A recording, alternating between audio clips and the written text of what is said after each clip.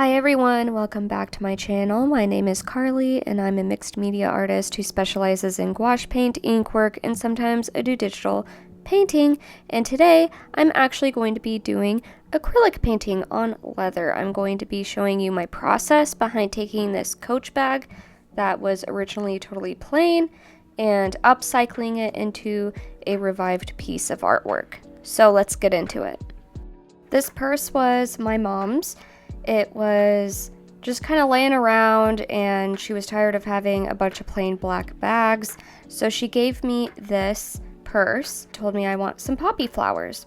I put pictures of the purse into Procreate, made these sketches, sent them over to her, and once they were approved by her, I went into the whole process and used those sketches on my tablet to use as a reference photo. Right here, I'm wiping away any of the leather finish that is currently on the purse using the Angelus brand Professional Leather Preparer and Deglazer. Honestly, I smelled this and I'm pretty sure this stuff is just acetone. It smells and behaves just like what I use on my nails. So yeah, pretty sure it's just acetone. What this does is removes any dirt from the surface of the leather, but it also kind of dehydrates it and really primes it for the leather paint.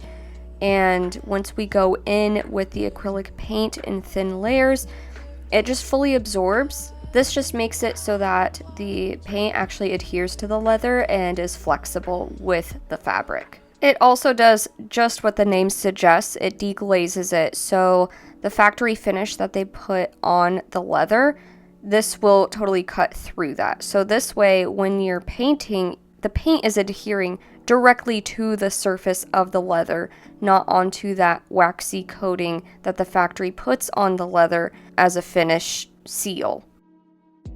So what I'm doing right now is using same brand Angelus leather paints. So what I'm doing here is I'm blocking out my design in white paint, and I'm doing this in very thin layers.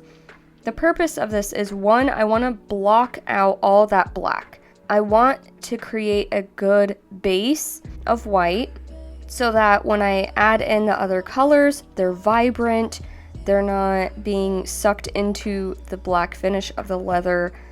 The second purpose for doing this, as you can tell from this kind of method I'm painting with it, is I'm doing very thin layers, but there's certain areas where I'm using a little bit more paint to kind of create a grayscale map of where I'm going to be shading and highlighting the piece. So in areas where there's going to be a highlight around the petals or leaves of the flowers, there's going to be thicker layers of that underpainting of white. And then in areas where I know I'm going to be shading it, I create more of a transparent layer of white so that some of that black can show through, and this just creates a nice little underpainting of value. It makes a nice map for the painting, but it also helps with establishing values. Then once I'm done with doing that, I'm going in with very, very thin layers of what I like to call the local color. Local color means the color something is. Let's say, what color is the grass? The grass is green.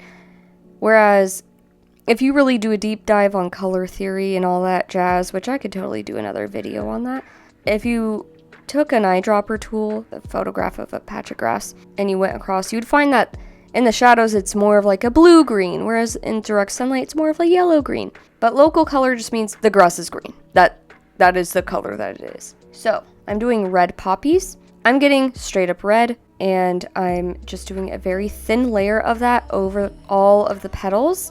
And as you can see, when I do that, you can already see the values being established. You can already see the areas where I intend on highlighting and shading the poppy flowers. And I did the same thing with the poppy buds and the leaves. I just mixed together some green using primary yellow and blue and did the same thing. I did a very thin layer of green, and same thing, you could still see the gradient map of values underneath, and this just lets me know this is where I intended to put the shadows. This is where I want to put the highlights.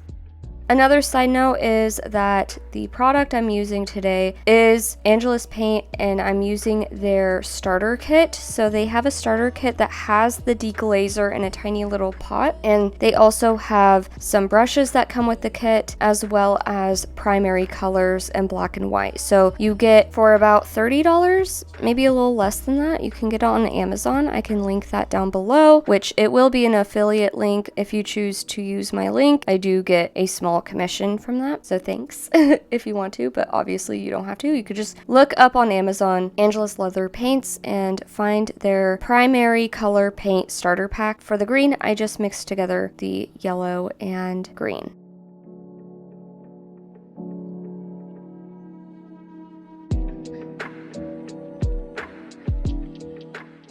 So as you can see, I'm doing pretty thin layers with each pass I'm doing on this painting. With the underpainting, I already have the values established, and anywhere where there's going to be highlights, I'm adding more layers of vibrant red on the poppy flowers, and I'm basically doing the same thing for the leaves and poppy buds, where I'm getting that green I mixed up, and anywhere where there's highlights, I'm taking that green and I am mixing a tiny bit of some white to lighten it up and placing it on those high points of highlights. I'm also doing the same thing for the shaded areas. I'm getting that same green I mixed up, and I have some black mixed in, and I'm just thinly applying that in the areas where there's going to be some shadows cast.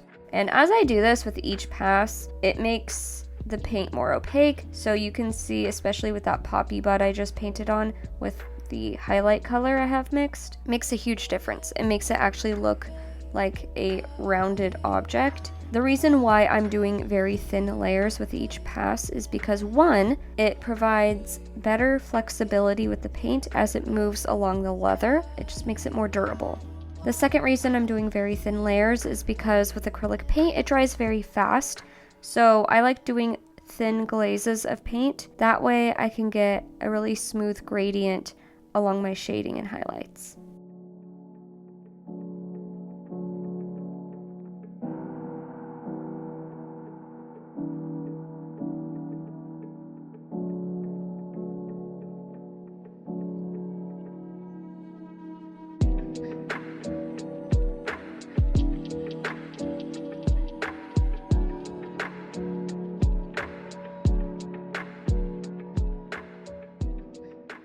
Since I have the basic form established on all of the petals, I'm deepening the texture and darkest darks of the petals by mixing together some of the primary red with a little bit of black, and I'm putting that in the center of the poppy flower on the lower left, as well as where that petal that is curling under itself. I'm putting darkest dark shadows right underneath there for the poppy flower on the upper right corner. I'm placing it on the curved underside of the flower, as well as where those petals overlap.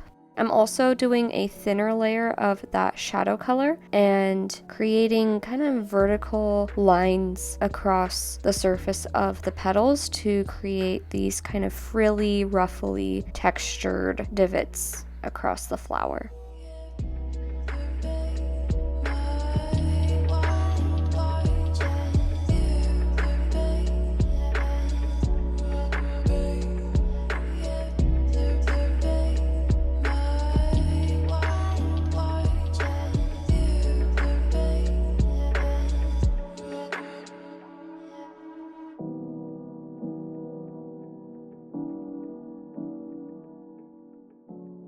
As I get more layers going on and I'm getting more detailed with my painting, I'm introducing some smaller brush sizes as well as some new paints. So for the more saturated highlights on the poppy flower, I wanted there to be a very vibrant orange undertone to the highlighted areas. I'm using the Angelus Paint Neon Collection to up the vibrancy in this red. And to make it more of like a blood orange color, I'm mixing together their neon orange paint with their primary red in areas where there's going to be some highlights and to accentuate the texture across the petals. I'm also getting more specific with my highlights on the leaves and poppy bud. Right here I'm using, actually I've been using a nail brush. I've been using the larger end to create these ornate swirly points to the leaves. The brush just has a natural shape that kind of creates that ornate swirling effect. I'm taking the highlight color and I'm starting on the edge of one of the points across the leaves, and I'm flicking that inwards toward the stem. And what this is doing is creating a natural taper, and it just makes the leaf look like it's kind of swirling outward. I'm doing the same thing for the bud as well as the other stem areas.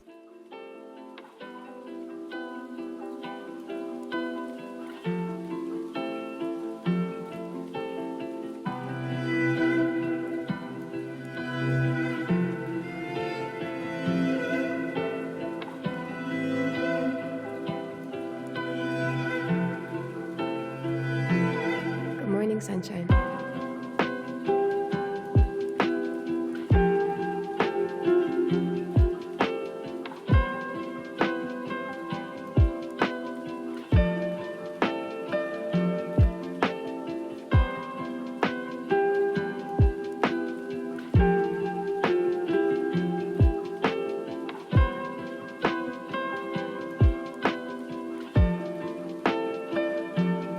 I love you.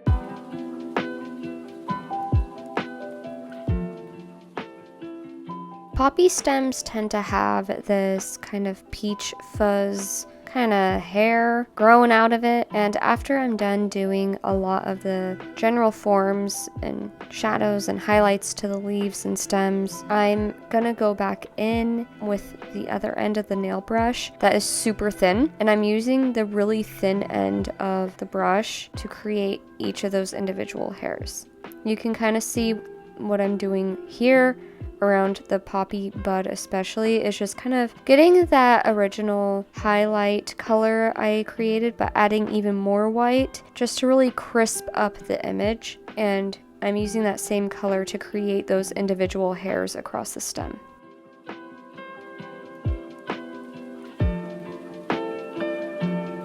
I love you.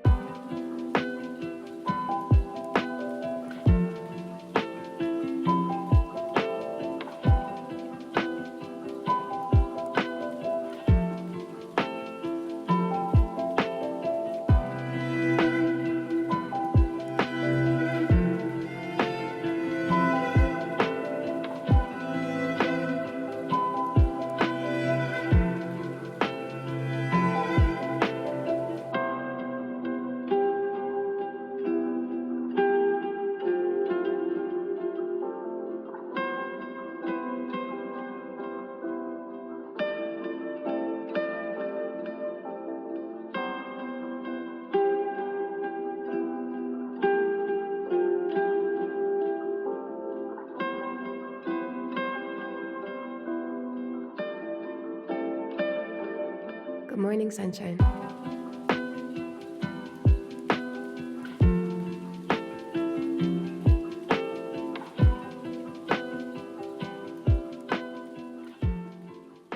For the final high points of highlights on the petals, I'm mixing more of that neon orange pigment with the primary red color, except I'm adding a little bit more orange than red, and I'm also incorporating a little bit of white as well.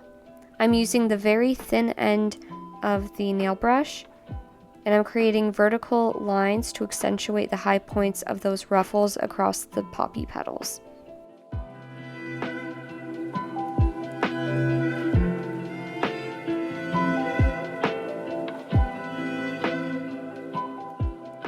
Once I'm done with the front part of this purse, what I did is just let the paint totally dry. I give it about half an hour because acrylic paint dries really fast. So I let that dry, and then I go in with the varnish, I guess you could call it. It's basically just a really thin acrylic glaze that you put on top of the painting, and I'm using a satin finish, and I put that on top and I let it cure overnight to make sure it's totally dry and totally fine before I flip it over and work on the back of the purse.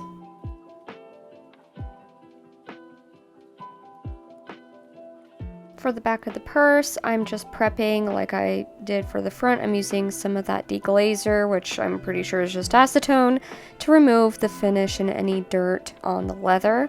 I'm then marking the true center of the purse because this is going to be more of a symmetrical design.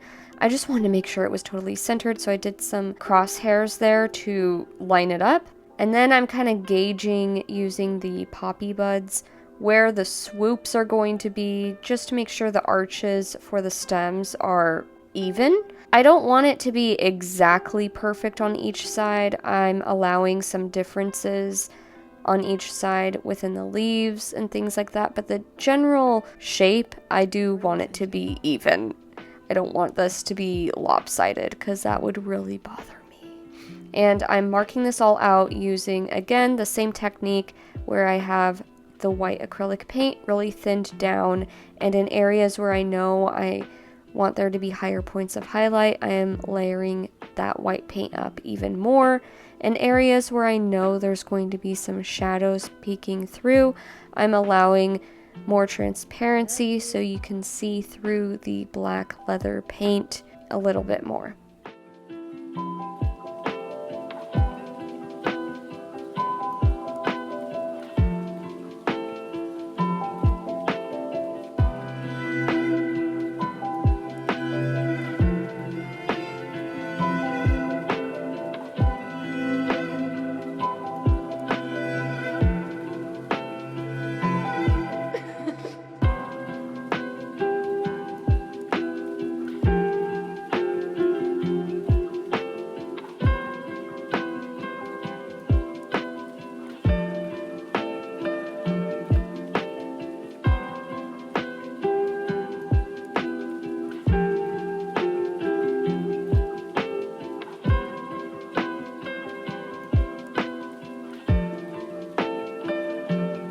I love you.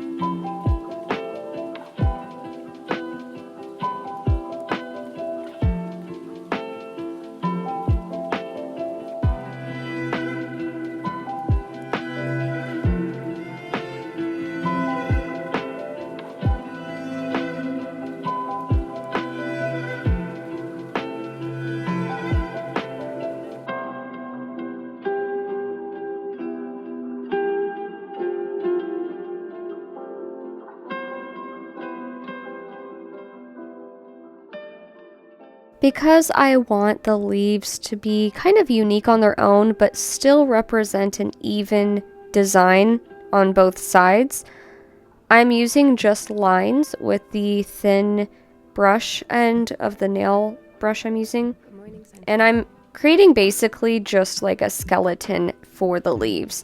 So I'm creating lines showing the direction that the stems are growing in before I actually block in all of the larger areas of the leaves. And this is just showing, how far down the purse does this go? Where is it going to flare out to?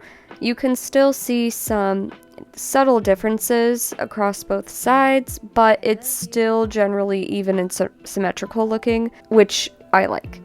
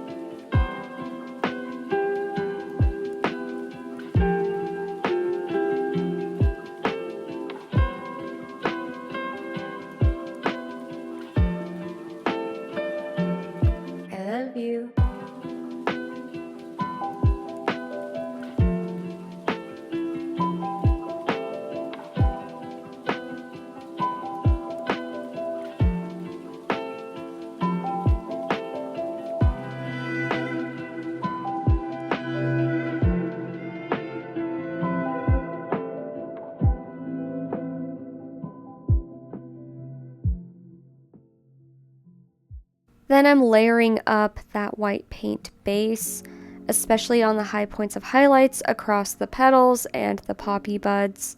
This is just creating a really good map for the values. I'm also adding in some extra little stem ornate swirly designs by first placing the dots so that they're at the correct height, symmetrical across the design, and then I'm swooping in the stem towards the flower.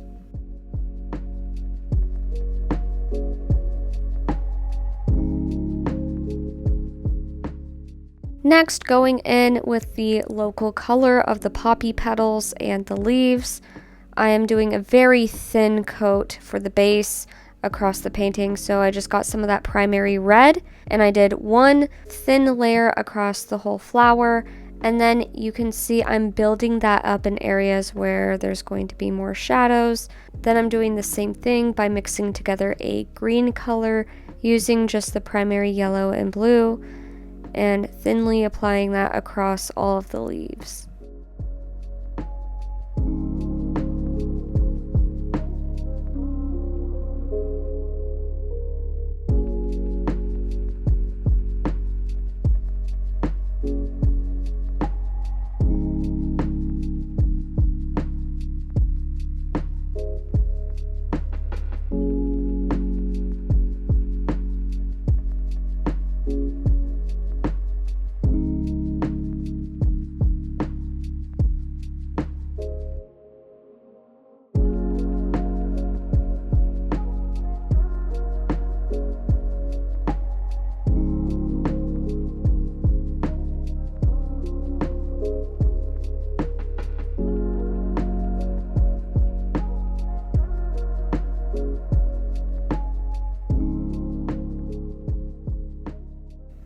Next, I am mixing together some of that primary red with a little bit of the neon orange pigment, and I'm applying that in areas across the poppy petals that have more of the highlights indicated on the underpainting. And you can see just the level and vibrancy creates a huge difference in dimension in the petals.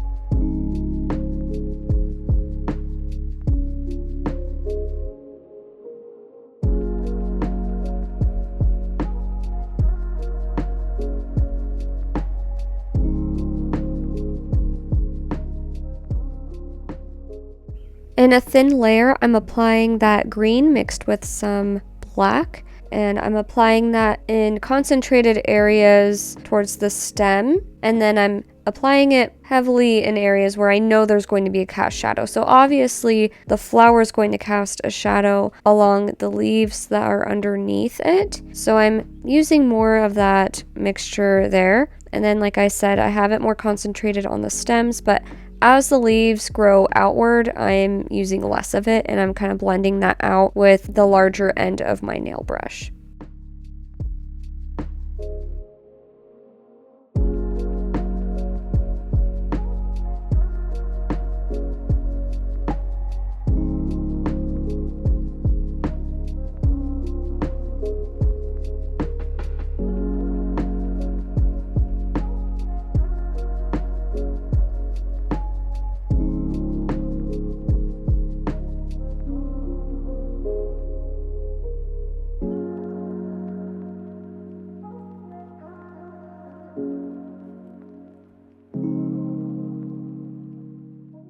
Next, I just took the green color I had pre-mixed and I mixed in some white paint to create a general highlight color, and I'm applying that towards the edges of the leaves.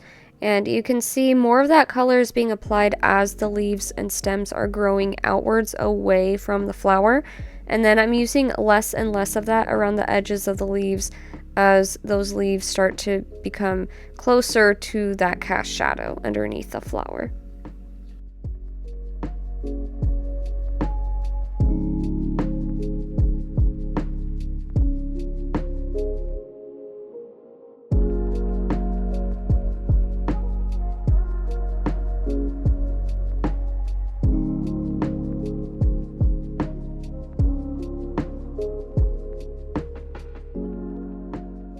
Then I'm going back in with that previous shadow color I mentioned, where it's just the green color mixed with black. And I'm applying that, again, in areas that are more concentrated towards the stems. And I'm creating a gradient that goes from the stem towards the edges of the points of the leaves. And in general, I'm using more of that color in areas that are underneath the cast shadow from the poppy flower. And this is what it looks like once I got all of that shading established. The lighting was very difficult. I wanted to get this done before Mother's Day, so I was on kind of a time crunch. The lighting was really making me mad, so yeah, I had to work with what I had, and I had to cut out some of the footage because I had to get really close, and there was no way my camera could pick that up because my noggin was in the way, so, you know, it is what it is. Alright, so then I am getting that previous highlight color I mentioned with even more white included, and I'm using the thin end of the nail brush towards the edges of those leaves, and I'm really applying that towards the points to create this really cool gradient effect. I'm making the edges look really spiky. It makes the whole image look more sharpened and defined, and just in general gives the whole piece a lot more dimension.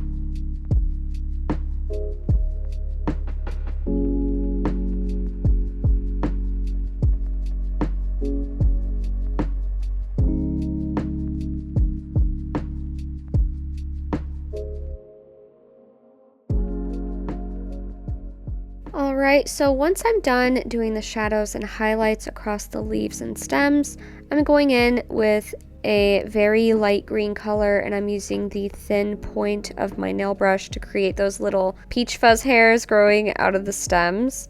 I'm also applying that towards the poppy buds as well. Any areas I felt like got a little bit ashy from all the white I had to use, I created just a basic green color, and with a lot of water, very transparent paint, I applied that towards the edges of the leaves on the outer portion of the design. So as the leaves go closer to the shadow that's underneath the flower, it gets more cool, and then as the leaves grow outwards, there's more of a warmth to the whole piece. Again, just makes it look more three-dimensional.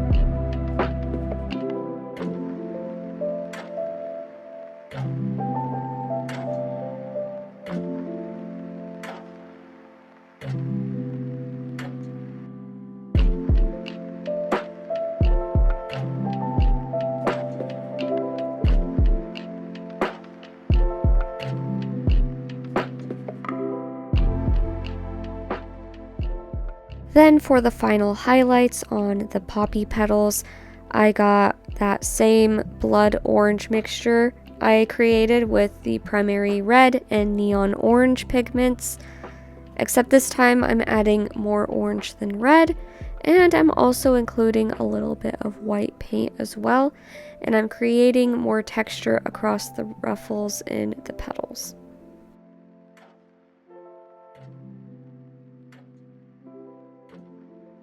For the little stem thingies in the center of the poppy, I'm just using the basic black paint that the kit comes with, and I'm first creating little dots to mark where I want all those stems to go, and then I'm creating lines to connect those dots to the center of the flower. I'm also doing a very transparent layer of just the black paint on the underside of the flower because I wanted to enhance that shadow there. I really wanted to create more contrast. So yeah, I'm also cleaning up any areas that need more depth with transparent black, as well as any of the edges that need to be cleaned up. Then I'm glazing the whole thing with the satin finish for acrylic paint on leather, and I just let the varnish totally cure overnight and it should be good to go. So this is what the purse looks like. This is the front. I not only love the actual paint itself, but I also love the finish that I used. That was my mom's favorite part. When I gave her this purse, she was so excited, and the first thing she said was the painting felt alive and like it was jumping off the purse, because not only the way I painted it, but also the finish I used really gave it a glow, like an oil painting. Alrighty, well, I hope you guys enjoyed this week's video. Consider subscribing and like this video if you enjoyed it, and I will see you next week. Bye!